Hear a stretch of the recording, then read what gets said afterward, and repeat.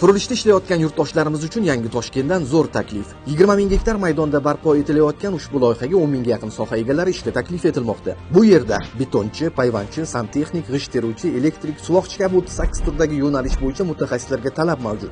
Barcha yurtdoshlarimizni ushbu loyihaga taklif etamiz. Oylik maoshi ish turi va soatidan kelib chiqqan holda o'rtacha 8 million so'mdan 15 million so'mgacha. Ishchilar yotoqxona, kiyim-kechak, transport xizmati va 3 mahal issiq ovqat bilan ta'minlanadi. Rasmiy ishga joylashganlar uchun 8 soatlik ish tartibi hamda qo'shimcha dam olish kunlari amal qiladi. Shu bilan birga qurilish brigadalari ham ish hajmidan kelib chiqib buyurtma olishlari va kelishuv asosida faoliyat yuritishlari mumkin. Xo'sh, ishga kirish uchun nima qilish kerak? Qog'ozbozlik, hujjatbozlik, ovoragarchilik yo'q. Barchasi birgina telefon qo'ng'irog'i orqali. Buning uchun kambag'allikni qisqartirish va bandlik vazirligi tomonidan tashkil etilgan maxsus kol markazining 1176 raqamiga qo'ng'iroq qilib ishga joylashishingiz mumkin. Shoshiling. Yangi Toshkentni birgalikda qurish va o'zingiz uchun munosib daromad topish imkoniyatini qo'ldan boy bermang.